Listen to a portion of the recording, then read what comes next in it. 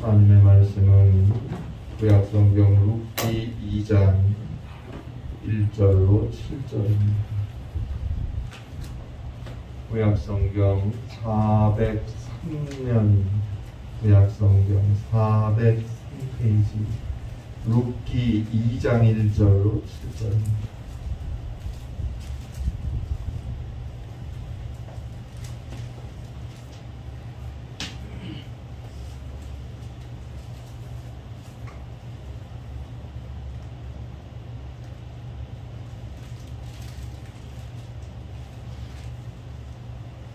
구약성경 403년 403페이지 룻기 2장 1절로 7절입니다.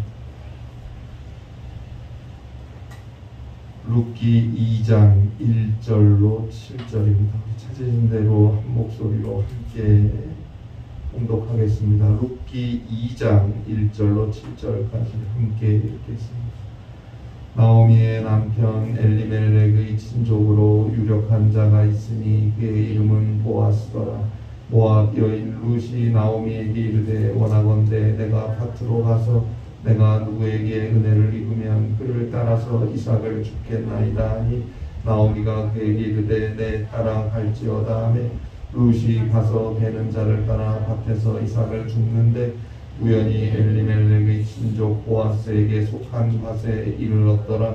마침 보아스가 베들레헴에서부터 와서 베는 자들에게 이르되 여호와께서 너희와 함께 하시기를 원하노라 하니 그들이 대답하되 여호와께서 당신에게 복 주시기를 원하나이다 하니라.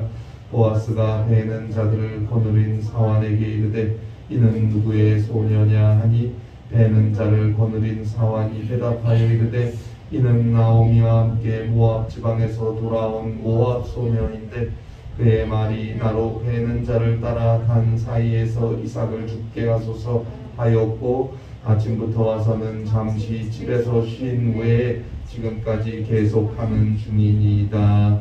아멘. 일생을 고아와 빈자의 어머니로 살며 그리스도의 사랑을 실천했던 마더 테레사의 글에 보면 당신을 거쳐가는 사람은 누구든지 더욱 좋아지고 행복해져서 떠나게 하라. 하나님의 사랑이 생동감 있게 표현되도록 하라. 당신의 얼굴에 친절히, 당신의 눈에도 친절히, 당신의 마음속에 친절히, 당신의 따뜻한 인사 속에도 친절히 서려 있게 하라 라고 말하고 있습니다. 그리스도인은 그리스도의 사랑을 이 땅 위에서 실현해 가야 합니다. 하나님께서는 자신의 사람들을 통해서 사랑을 보이고 사랑을 나누고 사랑이 실현될 수 있기를 원하십니다. 우리 그리스도인들 한 사람 한 사람 위에 이처럼 엄청난 사명과 하나님의 부르심이 주어져 있다는 것을 잊지 마시고 오늘 나의 삶의 자리에서 늘 기도하며 그리스도의 마음으로 사랑하며 살아야 합니다. 그 이후의 일은 하나님이 하실 것입니다. 오늘 성경 룻기에서 우리는 하나님의 헤세드, 하나님의 자비하심, 하나님의 한결같은 사랑이 인간들 사이에서 흘러넘쳐서 서로 사랑하게 하고 마침내 그것이 온 인류를 구원하는 생명의 역사를 볼 수 있어야 합니다. 먼저 오늘 성경에는 하나님의 사랑을 알게 된 한 여인이 나옵니다. 그 여인의 이름이 바로 룻입니다. 그 여인의 이름을 따서 오늘 성경은 룻기입니다. 자, 룻기의 시대적 배경은 200년 동안 지속되었던 사사시대가 끝나고 왕정시대가 시작되기 직전인 이스라엘의 혼돈기입니다. 내적으로 이스라엘은 분열했고 외적으로 블레셋과 같은 이방 세력의 위협을 받게 되었어요. 그리고 흉년으로 경제 상황도 바닥으로 떨어진 그런 시대였어요. 자, 오늘 성경 룻기 1장 1절로 2절을 한번 보세요. 룻기 1장 1절로 2절을 보면 사사들이 치리하던, 사사들이 다스리던 사사시대 말기에 그 땅에 흉년이 들었어요. 그래서 유다나라 베들레헴 출신이었던 엘리멜렉이 가족들을 이끌고 모압 지방으로 떠납니다. 그런데 당시 아브라함의 자손으로서 이방 땅, 그것도 모압 땅으로 가는 것은 수치스러운 일이었어요. 아브라함의 자손들이 볼 때 불결한 땅이었어요. 그러나 먹고 살려고 어쩔 수 없이 가족들을 이끌고 모압 땅으로 갔는데 끝내 고향 베들레헴으로 돌아오지 못하고 엘리멜렉은 모압 땅에서 죽었어요. 결국 엘리멜렉의 아내인 나오미와 두 아들 말론과 기륜이 남았어요. 남편이고 아버지고 가장이었던 엘리멜렉은 죽고 말았어요. 엘리멜렉이 죽고 남은 두 아들은 모압 여인과 결혼을 해요. 그 모압 여인이 룻기 1장 4절에 보듯이 오르바와 룻입니다. 그런데 그렇게 모압 땅에 거주한 지 10년이 지났는데 두 아들도 죽었어요. 결국 시어머니 나오미와 두 며느리만 남게 되었어요. 자, 생각해 보세요. 흉년이 들어서 가족이 전부 수치스러운 이방 땅으로 왔어요. 엘리멜렉 그리고 나오미 두 아들이 모압 땅에 온 거예요. 그런데 아버지고 남편이고 가장이었던 엘리멜렉은 그만 죽었고 이제 나오미가 홀로 두 아들을 키웠고 이제 아들을 키우고 나니까 어쩔 수 없이 모압 여인과 결혼도 시켰는데 손자 손녀 하나 없이 두 아들도 죽었어요. 나오미의 마음이 어땠겠어요? 며느리 둘이 남아있다고 그 마음에 얼마나 위로가 되겠어요? 남편도 두 아들도 다 죽었는데 그것도 수치스러운 이방 땅 모압에서 말입니다. 그래서 나오미는 룻기 1장 20절에서 고백합니다. 룻기 1장 20절입니다. 나를 나오미라 부르지 말고 나를 마라라 부르라. 나를 마라라 부르라.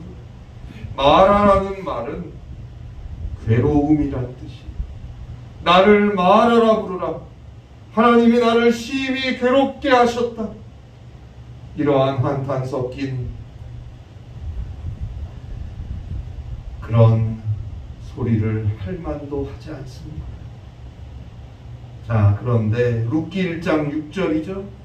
고향 땅 유다나라 베들레헴에 풍년이 들었다는 소식이 들려왔어요. 나오미는 고향으로 돌아가기로 결심하고 두 며느리는 모압 땅에 그냥 남아있으라고 말합니다. 자, 며느리들에겐 모압 땅이 고향이에요. 그러니 너희들은 그냥 여기 고향에 남으라고. 그래서 새로 결혼도 하고 가정도 꾸리라고. 어차피 자녀도 없으니까.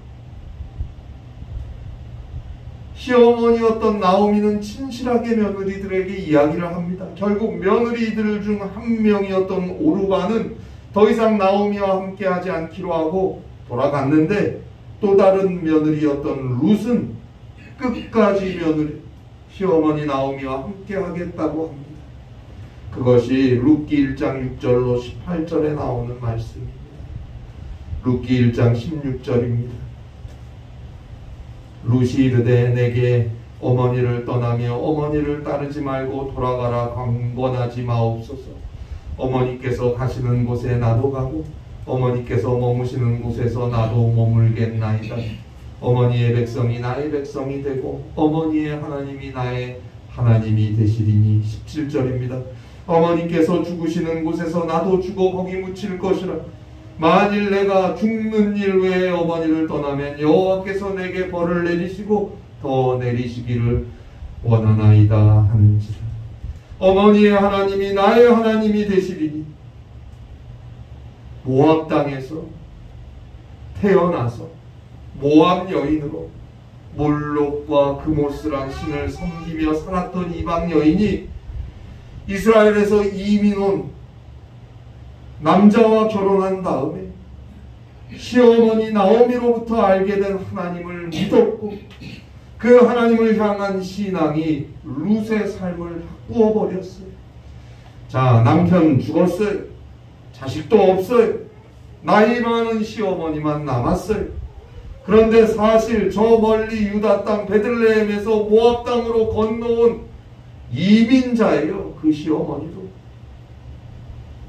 그런데 그 시어머니가 다시 베들레헴으로 자기 고국으로 돌아간다는데 며느리 입장에선 모압 여인으로서 그냥 여기 모압 땅에서 새롭게 인생을 사는 것이 훨씬 편할 텐데 굳이 베들레헴으로 따라가서 홀로 된 시어머니를 모시고 살 일이 뭐가 있습니까?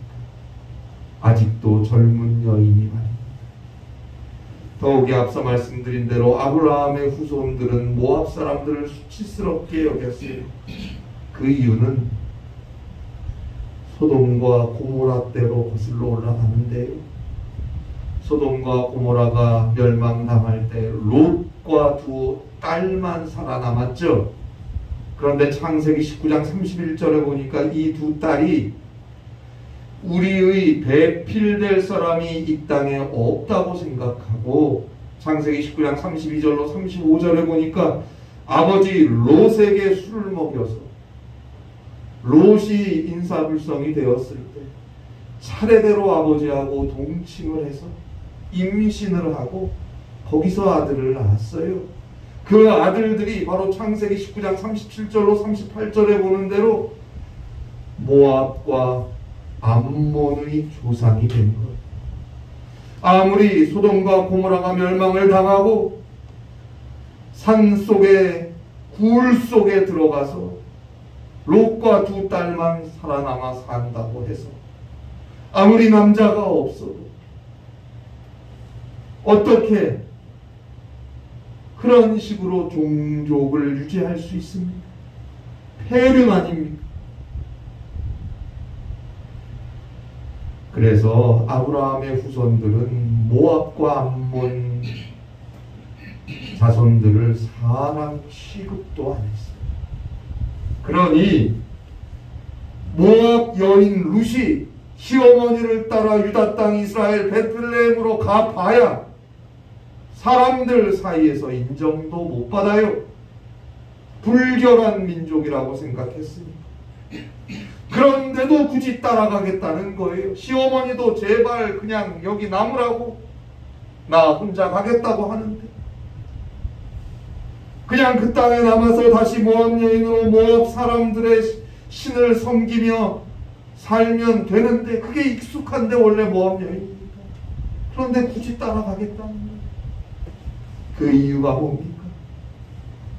여기 남아서 모압 여인으로 모압 사람들의 신을 섬기며 사느니 낯선 땅이고 손가락질 받을 것 뻔하지만 시어머니 따라가서 하나님을 섬기는 곳에 가서 하나님의 백성으로 살고 싶다는 신앙 때문에 그런 거예요. 우리는 그저 성경에서 간단하게 읽고 보고 지나가지만 룻에게 있었던 일은 엄청난 용기와 신앙적 결단이 필요한 것이었어요. 하나님을 믿는 그 신앙이 룻으로 하여금 이런 엄청난 모험과 선택을 하게 한 것입니다. 오늘 우리는 어떻습니까? 예수 믿고 죄로 인해 구원 죽을 수밖에 없는 우리가 예수 믿고 예수 그리스도의 은혜로 그 십자가의 구속의 은총으로 죄사함 받고 구원받았다고 하면서 우리의 삶은 얼마나 변했습니까? 룻처럼 자신의 고향을 떠나고 자신의 삶을 송두리째 하나님을 믿는 신앙에 걸지는 못하더라도 얼마나 구원받은 자로 은혜 받은 자로 믿음으로 살고 있습니까? 얼마나 사는 것 같습니까? 여전히 예전에 좋아하던 거 더 좋아하고 여전히 내가 신경 쓰는 거 더 신경 쓰고 여전히 내 생각, 내 지식, 내 경험, 내 기분이 중요하죠. 여전히 하나님의 말씀보다 사람의 소리가 더 크게 들리고 하나님의 뜻보다 세상 소리에 더 귀 기울이며 살고 있지 않습니까? 정말 하나님의 사랑을 받았다면, 정말 하나님의 독생자 예수 그리스도께서 나를 위해, 우리를 위해 인간이 되어 이 땅에 오시고 아무 값도 없이 그 어떤 흠도 티도 없는 예수 그리스도께서 나를 대신해서, 우리를 대신해서 우리의 죄악을 모조리 다 담당하시고 저 참혹한 십자가 위에서 죽으셨음을 안다면, 정말 믿는다면, 그 예수 그리스도의 십자가의 보혈의 은혜로 우리의 죄악이 용서함을 얻었고 예수 그리스도의 은혜로 죽을 수밖에 없는 우리가 구원을 받았음을 믿는다면 더 이상 나만 생각하며 살 수는 없어요. 먼저 하나님을 생각하고, 먼저 하나님의 뜻을 생각하고 그리스도의 말씀을 따라 살려고 해야 하는 것입니다. 주의 은혜, 주의 사랑을 받은 자답게 회개하고 오직 기도하며 그리스도를 따라 갈 수 있어야 하는 것입니다.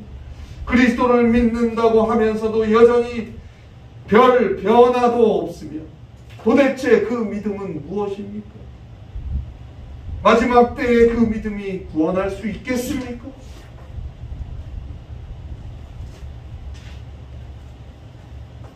하나님을 만난 이방 여인 룻은 그렇게 홀로 남은 시어머니 나오미를 따라 젊은 모압 여인으로서 살기가 힘든 이스라엘 땅으로 건너왔어요. 그런데요, 하나님의 사랑을 알고 하나님을 믿는 신앙을 가졌던 룻은 얼마나 용기가 있고 그 생각이 얼마나 건강한지 몰라요. 그래서 홀로 남은 시어머니를 모시고 살아야 하니까 오늘 성경 룻기 2장 2절에 보는 대로 이삭을 죽는 일을 하겠다고 나섭니다. 사실 보세요. 구약성경 레위기 19장 9절로 10절, 신명기 24장 19절에 보면, 모세의 율법에 보면 밭에 떨어져 있는 이삭을 나그네와 과부, 가난한 사람들이 주워갈 권리가 있었어요. 그런데요, 그 권리는 추수가 끝난 다음에 생기는 권리예요. 추수가 한창일 때는 안 돼요. 괜히 일꾼들이 추수하는데 그 사이에 들어가서, 그것도 이방 여인, 모압 여인이 그 사이에 들어가서 이삭을 줍다가는 무슨 험한 일을 당할지 몰라요. 그런데 룻기 1장 22절 마지막을 보세요. 그 당시는 이제 막 보리 추수를 시작하는 때였어요. 그러면 추수가 끝날 것을 기다렸다가, 한참 기다렸다가 밭에 가야 되는데, 지금 룻은 당장 먹고 살아야 하잖아요. 그리고 또 노 시어머니를 모셔야 되잖아요. 나 혼자면 좀 못 먹어도 참아보겠지만 연로하신 시어머니는 그냥 방치할 수가 없어요. 그래서 지금 바쁘게 추수하고 일하는 일꾼들 사이에 들어가서 보리 이삭을 주워오겠다고 나서는 거예요. 이게 얼마나 긍정적이고 용기가 있습니까? 2절을 한번 잘 보세요. 2절을 보세요. 중간에 보니까 내가 누구에게 은혜를 입으며, 내가 누구에게 은혜를 입으며, 하나님이 누군가 만나게 해주시겠지요. 하나님이 나를 사랑하시고 내가 하나님을 사랑하는데, 그래서 내가 여기까지 왔는데 하나님이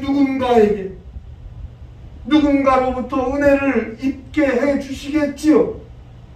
그리고 용기 있게, 그리고 생생한 모습으로 이삭을 주우러 나가는 거예요. 여러분, 어깨 좀 펴고 사세요. 기운 좀 내고 사세요. 별로 재밌는 일 좀 없어도 가슴을 활짝 열어보세요. 하나님께서 자신의 나뿐인 아들 예수 그리스도까지 십자가에 내어주면서 용서하시고 사랑하시고 구원하신 우리가 아닙니까? 하나님이 책임지십니다. 어려워도 힘들어도 어깨를 펴고 하나님을 믿는, 예수님을 믿는 믿음 안에서 용기를 내고 오늘을 당당히 부딪혀 보는 거예요. 어느 책에서 말했듯이 내 앞에 찾아오는 고난과 반갑게 악수 한번 해보는 겁니다. 하나님이 어떻게든 은혜를 주시지 않겠습니까? 내가 누구에게 은혜를 입으며, 자, 이처럼 발랄하게 또 건강하게 나서는 며느리 룻을 보고 시어머니 나오미는 위험할 줄 뻔히 알지만 말릴 수가 없었어요. 그 모습을 보고. 그래서 2절 마지막이죠. 내 따라 갈지어다. 내 따라 갈지어다. 여기까지 우리가 한 일이고 이제부터는 하나님이 일할 차례입니다. 하나님을 사랑하고 하나님을 믿는 믿음으로 어려운 중에도 힘든 중에도 삶을 힘있게 살아가는 자를, 그를 위해 하나님이 준비하신 일을 이루실 차례입니다. 자, 룻이 간 밭은 3절에 보는 대로 가다 보니 나오미의 남편이었던 이방 땅 모압에서 죽은 엘리멜렉의 친족인 보아스의 밭이었습니다. 그리고 때마침 보아스가 밭에 와서 일꾼들에게 인사를 하고 있었어요. 4절에 보듯이. 4절을 보니까 보아스는 하나님을 경외하는 신실한 신앙인이었음을 우리가 알 수 있습니다. 그런데 그 보아스의 눈에 나오미가 띄었어요. 그래서 보아스가 밭에서 일하는 이 일꾼에게 저 사람이 누구냐 물으니까 6절이죠. 나오미와 함께 모압 지방에서 돌아온 모압 소녀인데 7절입니다. 이삭을 베는 일꾼들 사이에서 이삭 좀 죽게 해달라고 부탁하고는 아침부터 와서 계속 우리들 사이에서 이삭을 줍고 있습니다. 여기서 자신의 친족인 엘리멜렉의 아내 나오미의 며느리임을 보아스는 알게 되었고, 그 일하는 모습을 보면서 보아스는 기쁜 인상을 받았어요. 그래서 룻기 2장 8절 9절에 보면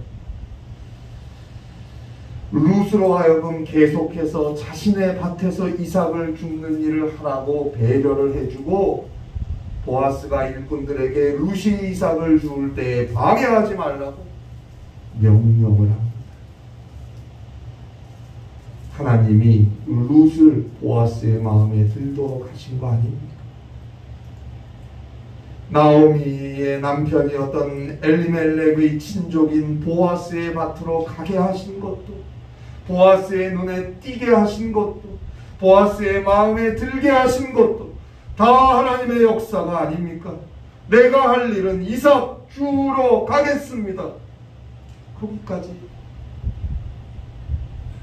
그 다음부터는 다 하나님이 하시는 일이. 오늘 성경 룻기 2장 2절입니다. 모압 여인 룻이 나오미에게 이르되 원하건대 내가 밭으로 가서 내가 누구에게 은혜를 입으면 그를 따라서 이삭을 줍겠나이다. 내가 누구에게 은혜를 입으면 하나님께 기도하고 하나님을 믿는 믿음으로 하나님께서 누군가를 통해 나의 삶을 은혜 가운데 인도하시리라. 그 신앙으로 어려운 중에도 힘있게 나아갔던 룻에게 하나님의 은혜의 일들이 시작되어지고 이루어지는 것입니다. 결국 룻은 보아스와 결혼을 하게 됩니다. 예배 마치고 돌아가셔서 일주일 동안 시간 좀 내셔서 룻기 1장부터 4장까지 4장밖에 안 됩니다. 한번 천천히 기도하면서 읽어보세요. 큰 은혜가 있을 것입니다. 여러분, 배가 항해할 때 누가 선장인지가 중요합니다.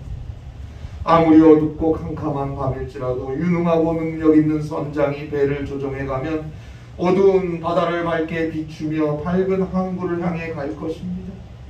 마찬가지 우리의 인생이란 이 배를 누가 조종하고 있습니다. 많이 가지고 못 가지고, 많이 누리고 못 누리고가 결코 우리를 행복하게 할 수 있는 게 아니에요. 누가복음 12장 15절에서 예수님이 말씀하셨어요. 사람의 생명이 그 소유의 넉넉한 데 있지 않다. 이 말씀을 깊이 기억하세요. 우리가 누구를 모시고 인생의 항구를 달려가느냐? 우리가 누구를 모시고 인생의 항로를 달려가느냐? 바로 그것이 우리의 행복을 좌우하는 것입니다. 오직 예수님을 모시고 예수님과 함께 예수님이 우리의 삶의 선장이 되실 때 용서와 자유, 평안과 행복과 구원이 있는 것입니다. 오늘 룻기를 보면서 하나만 더 말씀드리면, 이제 보아스와 결혼한 룻이 아들을 낳았어요. 그런데 그 아들의 이름을 룻기 4장 17절을 보세요. 룻기 4장 17절에 보니까 그 아들의 이름을 누가 지어주었어요? 이웃 여인들이 지어주었어요. 자, 아까 말씀드렸잖아요. 아브라함의 자손들, 이스라엘 사람들은 모압 자손들을 인간 취급도 안 했어요. 그런데 지금 모압 출신의 여인 룻이 낳은 아들의 이름을 이웃 여인들이 지어주었다는 건 민족 간의 갈등이 극복되었다는 뜻이에요. 서로 사랑하고 좋은 관계를 가지게 되었다는 뜻 아닙니까? 다시 룻기 2장 2절입니다. 내가 누구에게 은혜를 입으면 하나님께서 은혜를 주셔야 되는 거예요. 하나님께서 룻의 삶을, 그 만남들을 그야말로 은혜롭게 가꾸어가 주신 거예요. 자, 보아스와 룻이 낳은 아들 이웃 여인들이 이름을 지어주었는데 그 이름이 룻기 4장 17절에 보니까 오벳이에요. 오벳. 종이라는 뜻이, 섬김이라는 뜻이. 이 오벳이란 이름이 빌립보서 2장 5절로 8절에 나오는 하나님과 본체이심에도 하나님과 동등됨을 취할 것으로 여기지 아니하시고 자기를 비우고 비워서 종의 형체를 가지사 사람들과 같이 되셨고 사람의 모습으로 나타나사 자기를 낮추시고 십자가에 죽기까지 복종하신 예수 그리스도까지 이어질지. 그 당시 룻도 보아스도 나오미도 이웃 여인들도 아무도 알지 못했을 것입니다. 그러나 결국 이 오벳은 구주 예수 그리스도의 역사를 향해 가고 있었던 것입니다. 잘 보세요. 오벳은 이새의 아버지고 이새는 다윗의 아버지입니다. 그리고 마태복음 1장 1절입니다. 아브라함과 다윗의 자손 예수 그리스도의 계보라. 온 인류의 구주 되시는 예수 그리스도께서, 하나님의 아들 예수 그리스도께서 인간의 혈통으로 육체로는 다윗의 자손으로 오시지 않았습니다. 자, 그러면 다윗의 아버지는 이새고 이새의 아버지는 오벳이고 오벳의 어머니가 누굽니까? 룻 아닙니까? 룻은 다윗의 증조 외할머니가 되는 거 아닙니까? 이방 지역 모압 여인이, 천대받고 무시받던 모압 여인이 하나님을 만나고 그 신앙으로 그 어려운 삶, 그 고달픈 삶, 그 중에서도 하나님의 사랑과 하나님의 은혜를 소망하고 붙잡고 용기 있게 믿음으로 사랑으로 살아서 마침내 온 인류의 구주가 되시는 예수 그리스도의 족보에 그 이름이 올랐어요. 결국 하나님의 사랑을 입고 깨달은 한 이방 여인이 자신의 삶을 신앙으로 선택하며 하나님이 주신 은혜를 바라보며 믿음으로 살아서 나오미만 남았던 나를 말하라고 해라, 괴로움이라고 해라, 한탄만 남았던 그 나오미의 가정에 하나님의 사랑이 흘러넘치게 했고, 또 보아스와 만나서 서로 사랑하게 되었고, 당시 적대심이 가득할 수밖에 없었던 그 이웃들을 하나님의 사랑으로 물들이고, 마침내 그 계보를 따라서 온 인류를 구원하신, 세상을 이처럼 사랑하여 구원하시는 하나님의 독생자, 하나님 사랑 그 자체이신 예수 그리스도께서 오신 것입니다. 오늘 우리 앞에 있는 삶 감사하세요. 오직 하나님을 믿고 그리스도를 믿는 믿음 안에서 회개하고 사랑하고 늘 은혜를 사모하며 오직 믿음으로 살아가세요. 어깨를 좀 펴시고 하늘을 좀 바라보시고 하나님께서 은혜를 주시리라. 하나님께서 은혜를 주시리라. 믿고 기도하고 믿음으로 사는 것입니다. 그를 통해, 그 가정을 통해, 그 삶의 자리를 통해 우리가 상상할 수 없는 놀라운 하나님의 은혜의 일들은 시작되고 이루어지는 것입니다. 이 은혜가 함께 하시기를 바랍니다. 기도하시겠습니다. 하나님 아버지, 말만 믿는다고 하지 않게 하시고 마음으로 영으로 주를 정말 믿는 믿음 안에서 기도하며 주를 사랑하며 주의 뜻대로 삶을 선택하며 한 걸음 한 걸음 나아갈 수 있게 해주셔서 그리스도의 사랑을 우리의 삶과 가정과 교회에서 우리가 만나는 사람들에게 나타내고 나누고 주의 구원의 역사를 이루어갈 수 있는 사랑하는 우리 모든 성도들과 주의 교회가 되게 하여 주시옵소서. 예수님의 이름으로 기도하옵나이다.